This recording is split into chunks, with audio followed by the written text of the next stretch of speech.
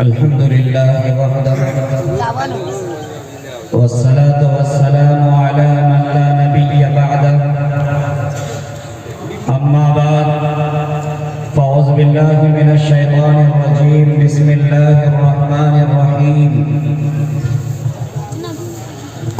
وأنتم الأعلون إن كنتم مؤمنين صدق الله مولانا العظيم وصدق رسوله النبي الكريم وقال النبي صلى الله عليه وسلم لا يدخل الجنة قاطع أو كما قال عليه الصلاة والسلام.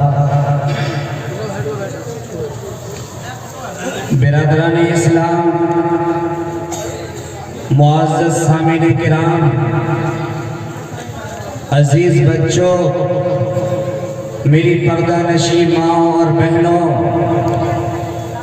باوقار علماء اعظام اور ہم سب کے ہر دل عزیز شاعر اسلام قاری ندیم صاحب مدد ذلہ العالی. دل بدل سکتے ہیں، جذبات بدل سکتے ہیں، دل بدل سکتے ہیں، جذبات بدل سکتے ہیں، ملک کے فکر و خیالات بدل سکتے ہیں، دور موجود کے دن رات بدل سکتے ہیں. تم بدل جاؤ مسلمانوں تو حالات بدل سکتے ہیں. آپ لوگ تھوڑا آگے آ جائیے، پیچھے جگہ کافی ہو چکی ہے، آدمی کے بیٹھنے کی جگہ نہیں. تھوڑا سا آگے آ جائیے، آپ تھوڑا سا حرکت آگے سٹ جائیے، آگے تھوڑا سا ایک بار حرکت کر لیجیے، انشاءاللہ بعد والوں کو تکلیف نہیں ہوگی. منزل سے آگے بڑھ کر منزل تلاش کر، منزل سے آگے بڑھ کر منزل تلاش کر، مل جائے تجھ کو دریا تو سمندر تلاش کر.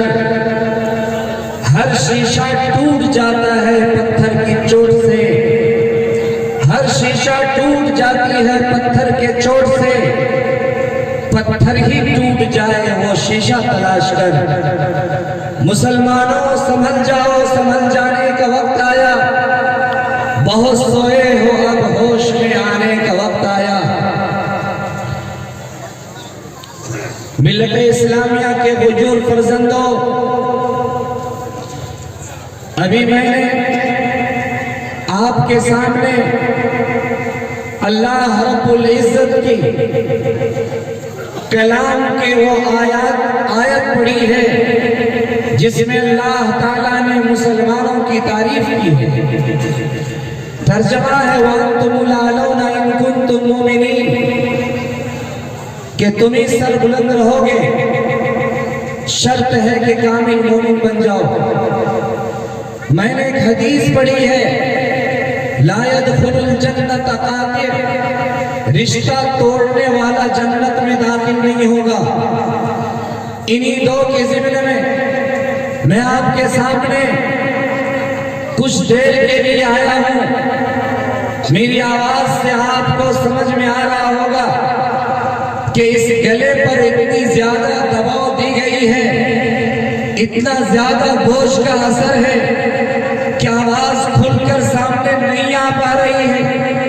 میں آپ سے معذرت چاہتا ہوں اور دعا کے درخواست کرتا ہوں کہ آپ ضرور دعا کیجئے گا اللہ میری آواز کو ٹھیک کر دے، اور اس بات کا عزم کیجئے کہ یہ جو اصلاح معاشرہ کا پروگرام ہے، دینی بیداری کا پروگرام ہے، اس پروگرام کے اندر جو بھی قرآن و حدیث کی باتیں آئے گی انشاءاللہ اس کے خلاف ہم زندگی نہیں گزاریں گے، اس پر ہم 100% عمل کریں گے. اگر آپ نے یہ عزم کر لیا، اگر آپ نے یہ ارادہ کر لیا تو یقین مانیے یہاں سے جنت جانے میں آپ کے لیے مشقت نہیں اٹھانی پڑے گی، آپ کو تکلیف نہیں اٹھانی پڑے گی. اللہ تعالیٰ آپ کے لیے جنت کا راستہ ہموار کر دے گا. ہم نے سوال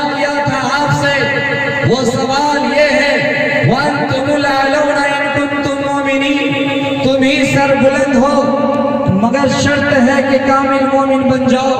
ہم آپ سے اب پوچھنے کے لیے چلے ہیں، آپ ہمیں بتائیے کہ آپ نے اسلام کا کلمہ کب پڑھا ہے؟ اسلام کا کلمہ پڑھے ہوئے آپ کی کتنی عمر گزر گئی؟ آپ کی کتنی زندگی گزر گئی؟ آپ نے کتنے زمانے اسلام کے دائرے میں گزارا ہے؟ یہ آپ سب اندازہ کر چکے ہوں گے. کسی کی عمر 40 سال، کسی کی 50 سال، کسی کی 80 سال، اور کوئی بچپن میں ہے. ہر آدمی اپنے لیے اس سوال کو قائم رکھیے گا اور اس کے بعد دل پر ہاتھ رکھ کر یہ کہتے ہوئے ہمیں جواب دیجیے گا کہ آپ کی عمر اگر 60 سال کی ہو گئی ہے تو کیا آپ نے قرآن پڑھنا سیکھا ہے کہ نہیں؟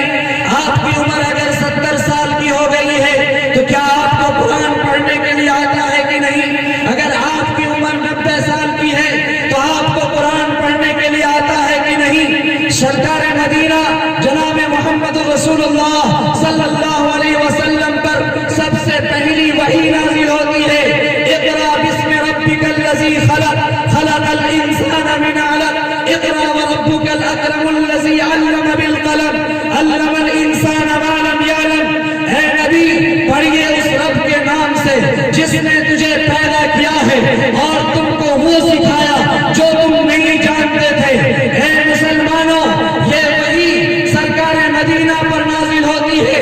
آپ نے صحابہ کو بلایا اور بلانے کے بعد کہا اللہ نے دین کی تحفہ نازل کیا ہے، وہ ہے اقرا، یعنی سب کو پڑھنا پڑے گا. آپ پڑھنا شروع کیجئے. میں آپ کے سامنے ایک جھلک پیش کرنا چاہتا ہوں. آپ غار حرا میں موجود تھے. غار حرا کے اندر جب وہی فرشتہ لے کر آئے تھے، فرشتہ نے کہا تھا پڑھو اقرا بسم ربک الذی خلق. نبی نے کہا تھا ما انا بقاری، میں پڑھنا نہیں جانتا.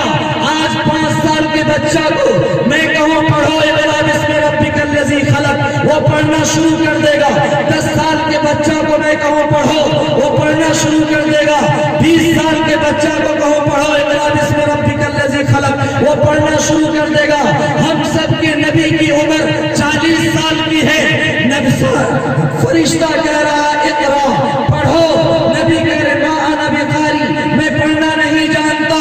آخر اس کی حقیقت کیا ہے میں آپ سے بتا دینا چاہتا ہوں. اس میں صرف پڑھنے کے لیے نہیں کہا گیا تھا، بلکہ آپ کے سینے کے اوپر وہ کلام نازل ہو رہا تھا جس کلام کو اللہ تعالیٰ نے آسمان پر نازل کرنے کے لیے کہا تو آسمان تھرانے لگی.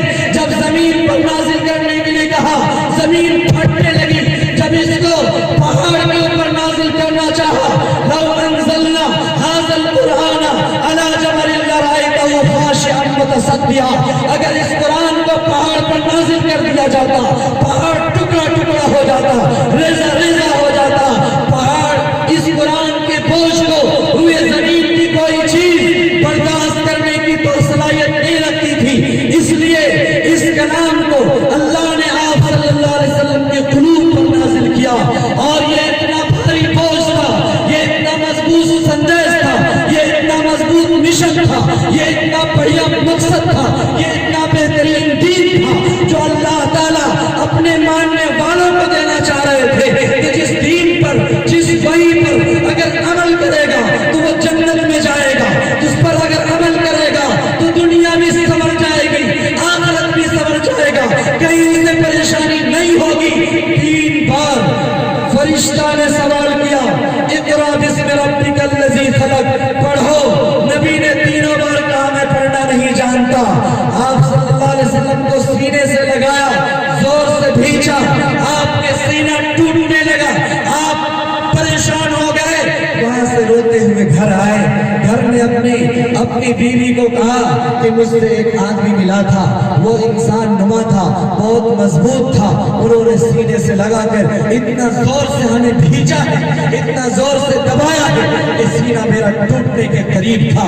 ڈر سے تھر تھر کانپ رہے تھے اور کہہ رہے تھے زمینونی، مجھے چادر اوڑھا دیجئے. میرے بھائیوں، یہ وحی الہی سب سے پہلی وحی تھی جو اللہ تعالیٰ نازل کر رہے تھے. فرشتہ لے کر آئے تھے، نبی کے پاس آئے تھے. نبی کو کچھ خبر نہیں تھا اس وحی کے نازل ہونے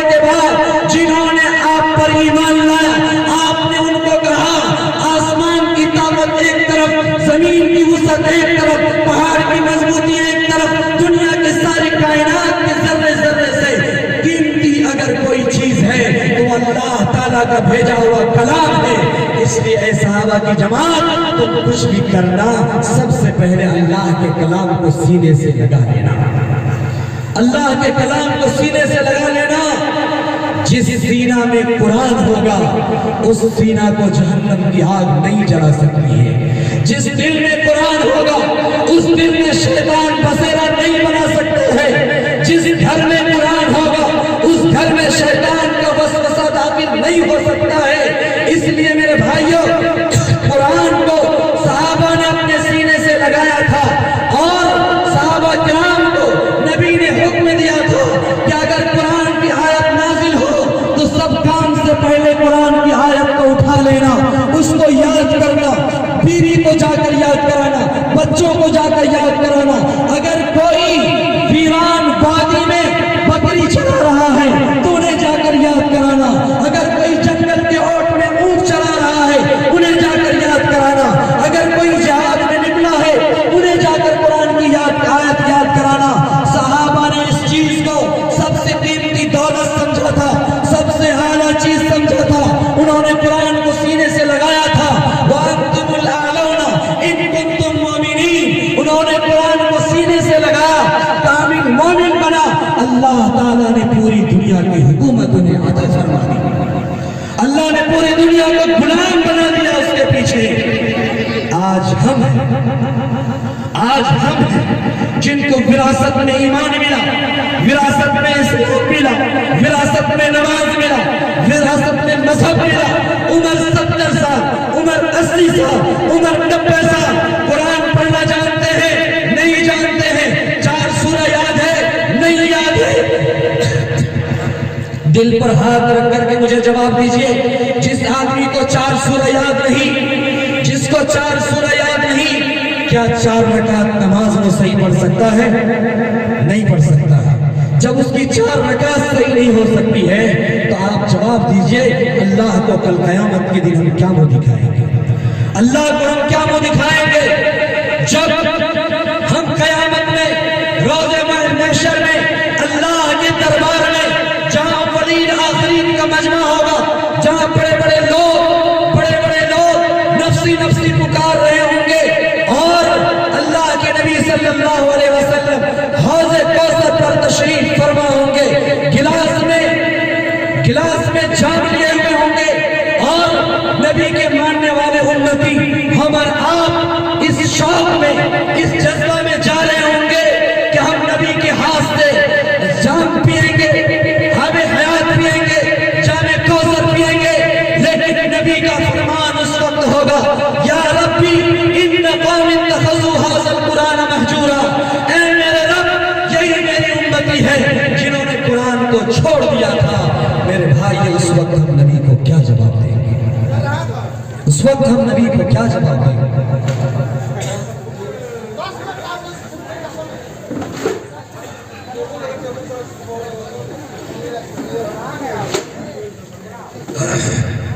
جزاک اللہ خیر وحسن جزاک۔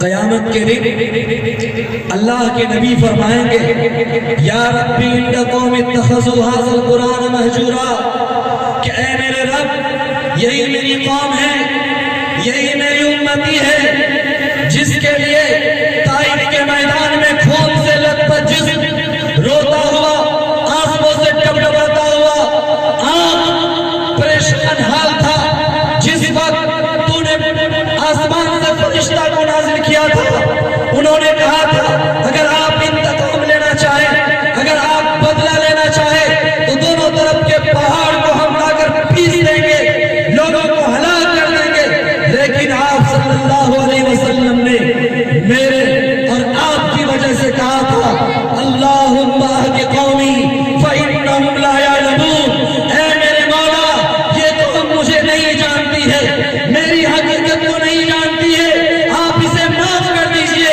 یہ جان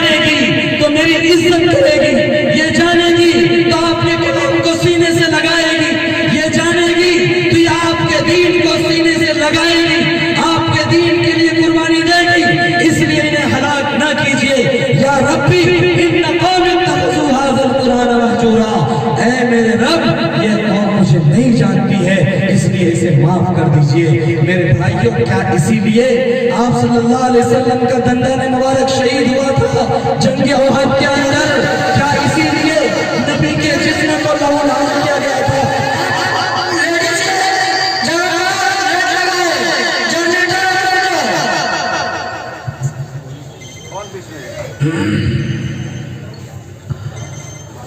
کیا اسی لیے نبی آخر الزمان جناب محمد رسول اللہ صلی اللہ علیہ وسلم شب ابی طالب میں 3 سال تک بند رہے تھے، درخت کے پتے چبا چبا کر رہے تھے اور تمام لوگوں کی تکلیفوں کو برداشت کیے تھے؟ جس وقت آپ کے چچا ابو طالب نے آ کر کہا تھا بھتیجا مجھ پر اتنا ہی بوجھ دو جتنا میں برداشت کر سکوں، پوچھا کیا ہوا؟ کہنے لگے یہ ابو جہل، ابو لہب، مکہ کے قریش، عتبہ، شیبہ، ابو سفیان یہ ہمیں تنگ کرتا ہے اور کہتا بھتیجا کو سمجھا لو، اگر یہ نہیں سمجھے گا ہم اسے قتل کروا دیں گے، ہم اسے مکہ کے سرزمین سے نکال دیں گے، ہم انہیں طرح طرح سے ستائیں گے۔ یاد رکھیے اللہ کے نبی صلی اللہ علیہ وسلم آپ کا کوئی سہارا نہیں سوائے اللہ کے۔ آپ صلی اللہ علیہ وسلم کو ابو طالب جا کر کہتا ہے کہ اے محمد میرے بھتیجے، اگر آپ چاہتے ہیں مکہ کے سردار بننا آپ کو سردار بنا دیا جائے گا، اگر آپ مکہ کے سردار کی بیٹی سے شادی کرنا چاہتے ہیں شادی کر دی جائے گی، اگر آپ چاہتے ہیں مکہ کے رئیس آدمی بننا آپ کو مال دولت آپ کے اوپر نشاور کر دیا جائے گا، آپ کیا چاہتے ہیں؟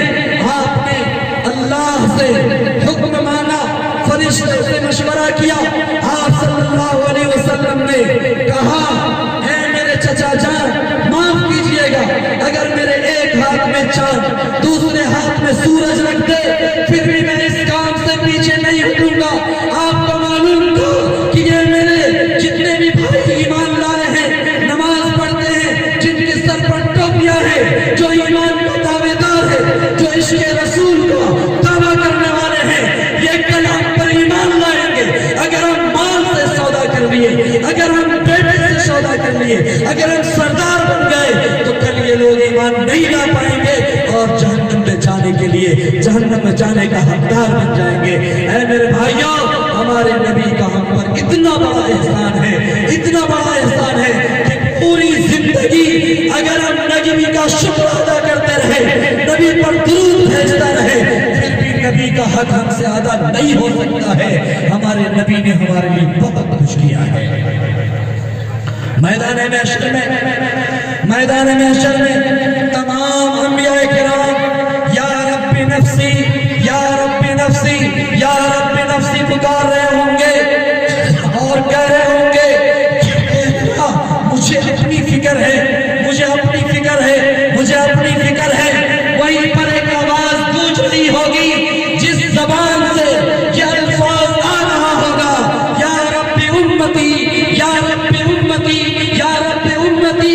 اے اللہ مجھے اپنی فکر نہیں، مجھے اپنی امتیوں کی فکر ہے۔ اے اللہ میرے امتی کو جہنم میں نہ ڈالنا، اے میرے اللہ میرے امتیوں کو جہنم میں نہ ڈالنا، اے میرے اللہ میرے امتیوں کو جہنم میں نہ ڈالنا۔ میرے بھائیوں، حضرت معاذ بن جبل رضی اللہ تعالیٰ عنہ آپ کی خدمت میں تشریف لاتے ہیں اور کہتے ہیں یوم ینفخ فی الصور فتأتون افواجا۔ قرآن کے اندر ایک آیت ہے جس دن سور میں پھونک مار دی جائے گی، قیامت برپا ہوگا۔ اذا رجت الارض رجا وبست الجبال بسا فكانت هباء منبثا وكنتم ازواجا ثلاثا۔ جس دن زمین کپ کپا کر لرزنے لگے گی، آسمان ٹوٹ ٹوٹ کر ریزہ ریزہ ہو جائے گا اور پہاڑ روئی کے دانے کی طرح اڑنا شروع کر دے گا۔ اے اللہ، لوگ جو جماعت در جماعت اللہ کے سامنے میں آئیں گے کس حال میں آئیں گے؟ یہ سوال حضرت معاذ بن جبل پوچھ رہے ہیں۔ آپ صلی اللہ علیہ وسلم کی آنکھوں میں آنسو ہے اور پوچھتے ہیں یا رسول اللہ کیا میں نے بڑی چیز کا سوال کیا ہے؟ آپ فرماتے ہیں معاذ تم نے بہت بڑی چیز کا سوال کیا ہے۔ پوچھتے ہیں یا رسول اللہ لوگ کس حال میں جماعت در جماعت اللہ کے سامنے آئیں گے؟ آپ نے آنسو پوچھتے ہوئے داڑھی مبارک آنسو سے تر ہے اللہ کے سامنے جو آئے گی وہ اس حال میں آئے گی، ان کا چہرہ سوگر سے زیادہ بدتر ہوگا۔ معاذ بن جبل صاحب جاتے ہیں، تھر تھر کانپنے لگتے ہیں اور پوچھتے ہیں یا رسول اللہ وہ کون سا عمل کرنے والا ہوگا، وہ کون سا کام کرنے والا ہوگا؟ آپ نے فرمایا کہ وہ بے نمازیوں کی جماعت ہوگی۔ کون ہوگی؟ وہ بے نمازیوں کی جماعت ہوگی۔ یوم یکشف عن ساق ویدعون الی السجود فلا یستطیعون، جس دن اللہ تعالیٰ اپنی پنڈلیوں کو کھولیں گے، پورے میدان محشر میں روشنی روشنی ہو جائے گی۔ اللہ تعالیٰ سب سے پہلا سوال جو بندہ سے کرے گا وہ سوال یہ ہوگا وَيُدْعَوْنَ إِلَى السُّجُودِ، اے میرے بندو میرے سامنے سجدہ کر کے دکھاؤ۔ کیا کہے گا؟ اے میرے بندو میرے سامنے سجدہ کر کے دکھاؤ۔ فَلَا يَسْتَطِيعُونَ، نمازی تو سجدہ میں چلا جائے گا، اور جو جمعہ پڑھتا ہے اور جنازہ اور عید اور بقرعید پڑھتا ہے وہ ایسا کھڑا رہے گا، وہ کھڑا رہے گا۔ نمازی سجدہ میں جائے گا، جو دین کو ترجیح دیتا ہے، جو رات کی قربانی، رات میں ٹھنڈی اور گرم رات میں اٹھتا ہے، صبح میں وضو بناتا ہے، جو چلچلاتی ہوئی دھوپ کی مشقت برداشت کر کے وضو بناتا ہے، جو ہر حال میں نماز پڑھتا ہے، وَيُدْعَوْنَ إِلَى السُّجُودِ، اس بھرے مجمع میں جہاں اولین آدم علیہ السلام سے لے کر آخری انسان تک موجود ہوگا، اس میدان محشر میں اللہ کہیں گے وَيُدْعَوْنَ إِلَى السُّجُودِ، میرے سامنے سجدہ کر کے دکھاؤ۔ نمازی تو سجدہ میں جائے گا، بے نمازی سجدہ نہیں کر پائے گا۔ خاشعۃ ابصارہم ترہقہم ذلہ، آپ نے کسی چور کو دیکھا ہوگا، آپ نے زانی کو دیکھا ہوگا، آپ نے قانون سے بغاوت کرنے والے مجرم کو دیکھا ہوگا، جب ہاتھ میں ہتھ کنڈا لگا کے لایا جاتا ہے، ہاتھ میں بیڑیا لگا کے لایا جاتا ہے، تو اس وقت اس کا عالم یہ ہوتا ہے ان کا چہرہ شرم سے جھکا ہوا نیچے رہتا ہے، وہ کسی سے نگاہ ملا کے بات نہیں کرتا، وہ پریشان حال رہتا ہے۔ وہ بے نمازی آدمی جب اللہ کے سامنے آئے گا، خاشعۃ ابصارہم ترہقہم ذلہ، ان کا چہرہ نیچے جھکا ہوا ہوگا، ذلت اور رسوائی ان کے چہرے پر چھائی ہوگی۔ کیوں؟ اس لیے کہ خاشعۃ ابصارہم ترہقہم ذلہ وقد كانوا يدعون الى السجود وهم سالمون، جب وہ ہٹا کٹا تھا، پہلوان تھا، رات میں اٹھ سکتا تھا، نماز پڑھ سکتا تھا، اور طبیعت صحیح تھی، نماز نہیں پڑھتا تھا، صحیح سالم ہو کر نماز نہیں پڑھتا تھا۔ وقد كانوا يدعون الى السجود فلا يستطيعون، جس وقت وہ نماز کی استطاعت رکھتا تھا اس وقت وہ نماز نہیں پڑھتا تھا، آج وہ سجدہ کرنے کی صلاحیت نہیں رکھے گا۔ اللہ تعالیٰ کیا کریں گے پتا ہے؟ اللہ تعالیٰ اس بھرے مجمع میں آپ نے ایک مرتبہ صحابہ سے فرمایا کہ مجرمین کو، گنہگار کو اللہ تعالیٰ ایک ایک کر کے اٹھا کر کے میدان محشر سے جہنم کی آگ میں پھینکیں گے، اور وہ جہنم کی گہرائی اتنی گہرائی ہوگی کہ ایک پتھر کو پھینک دیا تھا جہنم کی گہرائی میں گرنے کے لیے تو 70 سال میں جا کر کے اس کی گہرائی میں گرا تھا۔ کتنے سال میں؟ 70 سال۔ ایک بھاری بھرکم پتھر جس کو چھت پر سے گرائیں گے تو لمحہ نہیں لگے گا، نیچے گر جائے گا۔ ایک پتھر کو جہنم کی گہرائی میں گرنے کے لیے چھوڑا گیا تو 70 سال میں جا کر کے گرا۔ اس جہنم کی کھائی میں وہ شعلہ مارتی ہوئی بھڑکتی ہوئی آگ، اس آگ میں ایک ایک جہنمی کو، بے نمازیوں کو کھینچ کر فرشتہ لا کر ڈالیں گے۔ صحابہ نے پوچھا یا رسول اللہ کیسے پتہ چلے گا کہ مجرم فلاں ہے، کیسے پتہ چلے گا فلاں آدمی بے نمازی ہے؟ آپ نے فرمایا کہ بھرا مجمع ہو، بڑا میدان ہو، اور اس میں سارا کالا گھوڑا ہو۔ کون ہو؟ کالا گھوڑا ہو، اور اس میں سے کہیں کہیں ایسا گھوڑا ہو جس کے پیشانی پر سفیدی ہو، جس کے پیٹھ پر سفیدی ہو، جس کے پاؤں پر سفیدی ہو، جس کے ہتھیلی پر سفیدی ہو۔ کیا دور سے میدان سے اس گھوڑا کو نکالا جا سکتا ہے کہ نہیں نکالا جا سکتا ہے؟ وہ چمکے گا کہ نہیں چمکے گا؟ جو لوگ دنیا میں ٹھنڈی گرمی میں وضو بناتا ہے ان کا چہرہ 14ویں چاند کی طرح چمک رہا ہوگا، ان کا اعضائے وضو ہاتھ 14ویں چاند کی طرح چمک رہا ہوگا، ان کا پاؤں چاندنی چاند کی طرح چمک رہا ہوگا۔ اللہ تعالیٰ تمام چمکنے والے چہروں کو کہیں گے ان کو چھوڑ دیجیے، اور اس کے بعد جتنا کالا سیاہ چہرہ ہے ان سب کو اٹھائیے اور اٹھا کر کے سب کو جہنم کی کھائی میں ڈال دیجیے۔ جب جہنم کی آگ میں ڈالا جائے گا، ان کے شعلہ مارتی ہوئی جھلستی ہوئی آگ ان کے جسم کو لگے گی، وہ چلائے گا، بلبلائے گا، وہ تڑپے گا، پریشان ہوگا، پیاس کی وجہ سے ایسا تکلیف میں پڑ جائے گا، وہ کہے گا مجھے پانی دیا جائے، مجھے کھانا دیا جائے۔ اللہ تعالیٰ کھانے کے لیے ان کو زقوم کا پھل دیں گے، زقوم کا پھل، اور زقوم ایسا کڑوا اور کسیلا پھل ہے کہ جب اس کو کھائے گا کانٹا دار پھل کو، وہ گلے میں جا کر اٹک جائے گا، اور ایسا شدید طریقے سے اٹکے گا، اگر کھانا کھاتے ہوئے خدا نہ خواستہ آپ کو دال چاول گلے میں اٹک جائے تو جہاں پانی ملے گا دوڑ کر وہاں پہنچ جائیں گے، ورنہ آواز نہیں کھلے گی، سانس نہیں لے پائیں گے اور لمحوں میں دم توڑ دیں گے۔ گلا میں اٹکے ہوئے اس زقوم کے پھل کو اندر نکالنے کے لیے وہ چار جانب دیکھے گا، یتجرعہ ولا یکاد یصیبہ ویأتیہ الموت، بار بار کوشش کر کے اندر نکالنے کی کوشش کرے گا لیکن نہیں نکلے گا، نکل پائے گا، چار جانب موت ہی موت نظر آئے گی لیکن موت نہیں آئے گی۔ اللہ سے کہے گا العطش سے مجھے پانی پینے کے لیے دیا جائے، ایسا کھولتا ہوا پانی دیا جائے گا۔ جموں کے پاس جب پیالہ لایا جائے گا پانی کا، منہ کا جبڑا کٹ کر گر جائے گا، اور اس کے بعد اٹکے ہوئے کھانے کو اندر داخل کرنے کے لیے اس پانی کو منہ میں لگائے گا، پیے گا، حلق جل کر پیٹ میں جائے گا اور پیٹ کی اتری کٹ کر باہر نکل جائے گا۔ میرے بھائیوں، جہنم میں خون اور پیپ بنایا ہے اللہ تعالیٰ نے سزا دینے کے لیے، زقوم کا پھل بنایا کھانے کے لیے، گرم گرم کھولتا ہوا پانی ہے پینے کے لیے۔ ہم جہنم میں نہیں جانا چاہتے ہیں، کیوں؟ اس لیے کہ ہم ایک اللہ پر ایمان لایا ہے اور یہ وعدہ کیا ہے کہ جب تک ہماری زندگی رہے گی یہ پیشانی تیرے سامنے جھکے گا، زندگی ختم ہو جائے گی پھر کوئی بات نہیں ہے، نہ ہمیں رات کی تنہائی نماز سے روک سکتی ہے، نہ ہمیں بیماری نماز سے روک سکتی ہے، نہ برسات ہمیں نماز سے روک سکتی ہے، نہ ٹھنڈ کا موسم نماز سے روک سکتا ہے، نہ بچے دلال نماز سے روک سکتی ہے، نہ گھر کے کوئی کام کرنا نماز سے روک سکتی ہے، نہ دکان کی کاروبار والا کام ہمیں نماز سے روک سکتی ہے۔ آج سے انشاءاللہ سارے لوگ پابندی سے نماز پڑھیں گے نا انشاءاللہ۔ جب جہنمی جہنم میں جائے گا، جنتی جنت میں جائے گا، جہنمی کی چیخ و پکار کو سنے گا، بلبلائے گا، روئے گا، اس طرح روئے گا کہ مکان پھٹنے والا رونا اس کا ہوگا،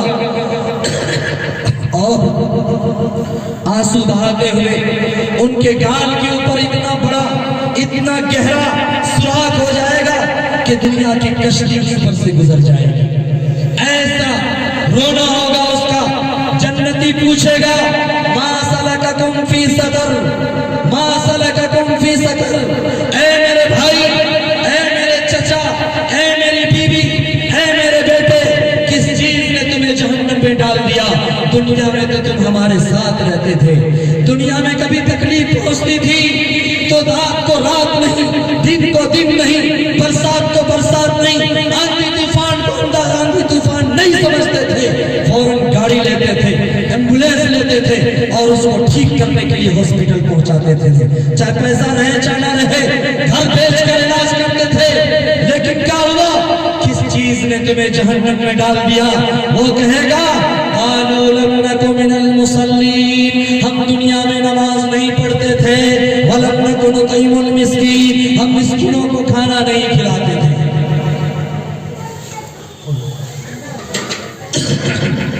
ہم نماز نہیں پڑھتے تھے اور مسکینوں کو کھانا نہیں کھلاتے تھے، تو نماز نہ پڑھنے کی وجہ سے ہمیں جہنم کی آگ میں ڈال دیا گیا۔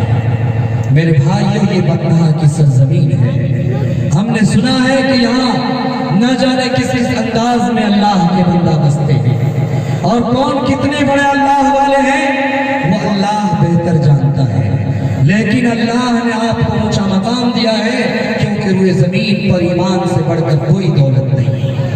ایمان سے بڑھ کر کوئی دولت نہیں ہے۔ ایک شخص، میں چند منٹ میں اپنی جگہ لیتا ہوں، ایک شخص ایک بڑے اللہ والے کے پاس پہنچے، بزرگ کے پاس پہنچے، انہوں نے جا کر کے کہا کہ اللہ کے ولی مجھے کچھ نصیحت کر دیجیے۔ کہا میرے پاس آئے ہو؟ کہا ہاں، آپ کا نام بہت سنے ہیں، بہت چرچا سنے ہیں، آپ اللہ کے بہت بڑے ولی ہیں، ہمیں کچھ نصیحت کر دیجیے تاکہ میری اصلاح ہو جائے، میں بہت گڑبڑ ہوں، میری زندگی بہت برے راستے میں چل رہے ہیں، میں دنیا کی کوئی برائی نہیں چھوڑا ہوں، اس لیے مجھے نصیحت مل جائے، اصلاح کر دیجیے۔ انہوں نے کہا سنو، کتنا دن رہنا ہے؟ کہا 3 دن۔ کہا کہ سنو، اللہ کو اپنے سے بڑا سمجھو یا اللہ کو اپنے برابر سمجھو۔ کیا کہا؟ تھوڑا غور سے سنیے گا تب سمجھ میں آئے۔ اللہ کو اپنے سے بڑا سمجھو یا اللہ کو اپنے برابر سمجھو۔ انہوں نے کہا ٹھیک۔ وہ گئے، 3 دن تک رہے۔ جب 3 دن مکمل ہو گیا تو انہوں نے آ کر کے کہا اللہ کے ولی، آپ نے کہا اللہ کو اپنے سے بڑا سمجھو یا اللہ کو اپنے برابر سمجھو۔ ہم ہمیشہ نماز میں سنتے ہیں، اذان میں سنتے ہیں، تکبیر میں سنتے ہیں اللہ اکبر، اللہ سب سے بڑا ہے، اللہ سب سے بڑا۔ وہ تو بچہ بچہ جانتا ہے اللہ سب سے بڑا ہے، وہ ہم بھی جانتے ہیں اللہ سب سے بڑا ہے۔ پھر آپ نے ہمیں کیا نصیحت کی کہ اللہ کو اپنے سے بڑا سمجھو یا اللہ کو اپنے برابر سمجھو؟ اس کا مطلب ہم کو نہیں سمجھا، اور اب تک 3 دن میں مجھے کچھ نہیں سمجھ میں آیا۔ جو تسبیحات آپ نے پڑھنے دیا تھا وہ پڑھ رہا ہوں، نماز پڑھ رہا ہوں، اب مجھے اجازت دیجیے میں اپنے گھر جاؤں گا۔ کہا کہ سنو، کل صبح ناشتہ کھا کر کے چلے جانا، کل صبح ناشتہ کھا کر کے چلے جانا ہم سے مل کر کے۔ ناشتے میں ان کے لیے مرغ مسلم، کھیر، تازہ کھیر اور دودھ، انیک چیز ان کے دسترخوان پر کھانے کے لیے پیش کیا گیا، اور رات کی باسی روٹی اور باسی دال بھی ان کے دسترخوان پر کھانے کے لیے دیا گیا۔ جب وہ کھانے کے لیے نوجوان بیٹھا تو ایک فقیر کپڑا پھٹا ہوا انسان آیا اور انہوں نے کہا کہ اللہ کے نام پر مجھے کچھ دے دو کھانے کے لیے۔ جملہ سنیے گا، اللہ کے نام پر کھانے کے لیے کچھ دے دو۔ اس شخص نے، اس نوجوان نے مرغ بھی کھایا، کھیر بھی کھایا، دودھ بھی پیا اور رات کی بچی ہوئی باسی روٹی اور باسی دال بھی کھایا، لیکن اس فقیر کو کچھ بھی کھانے کے لیے نہیں دیا۔ جب کھانا ناشتہ کر چکا، کرنے کے بعد پھر اللہ کے ولی سے آئے ملنے کے لیے، ملا، کہا کہ حضرت اب تک مجھے کچھ سمجھ میں نہیں آیا، اب میں جا رہا ہوں۔ اللہ کے جو ولی ہوتے ہیں وہ جذباتی بھی ہوتے ہیں اور ان کا دماغ غلط کام پر بہت زیادہ گرم بھی ہوتا ہے۔ انہوں نے کہا ہے خبیث، سنو، تم اگر اللہ کو اپنے سے بڑا سمجھتا تو تمہارے پاس جو فقیر مانگنے کے لیے آیا تھا اور انہوں نے کہا کہ اللہ کے نام پر مجھے کھانا دے دو، جو تمہارے پاس تازہ کھانا تھا وہ تم اللہ کے نام پر نکال کر دے دیتا۔ اگر تم اللہ کو اپنے برابر سمجھتا تو رات کی بچی ہوئی باسی روٹی اور باسی دال تم ضرور اس فقیر کو دے دیتا۔ اس کا مطلب یہ ہے کہ تم نے اللہ کے نام پر نہ تو تازہ کھانا دیا نہ باسی کھانا دیا۔ اللہ کیا اتر کر کے تم سے آئے گا مانگنے کے لیے؟ جب اللہ کے نام پر تم نے کچھ نہیں دیا تو اس کا مطلب ہے اللہ کی محبت تیرے سینے میں کچھ بھی نہیں ہے، اللہ کی محبت تمہارے سینے میں کچھ بھی نہیں ہے۔ اس لیے میرے بھائیو، جب بچہ روئے اور اس کو آپ مان رہے ہو اور وہ اللہ کا نام لے تو خدا کے واسطے اپنے ہاتھ کو روک لیا کیجیے، کیونکہ وہ اللہ سے مدد مانگ رہا ہے، وہ اللہ سے مدد مانگ رہا ہے۔ یہ پروگرام تعلیمی بیداری اور اصلاح معاشرہ کا ہے اور کافی دیر کی بات ہو چکی ہے، تو میرے بھائیوں، چونکہ ہم ایسے کام پر معمول کیے گئے ہیں جہاں عوام سے ہمیشہ ملنا ہوتا ہے۔ کوئی عورت آ کر کے آنسو بہا بہا کر کے رو رو کر کہتی ہے کہ میرا شوہر 2 سال ہو گیا ہے، 2 سال میں ایک ٹائم کا کھانا پورا نہیں کرتا ہے، دوسری کی بیوی کو لے کر کے رہتا ہے۔ کوئی بیوی آتی ہے اور آ کر کہتی 6 مہینہ ہو گیا ہے، وہ شوہر الگ سوتا، ہم الگ سوتے ہیں، مجھے نہ کپڑا پہن دیتا ہے، نہ کچھ کرتا ہے، نہ میکے جانے کے لیے دیتا ہے۔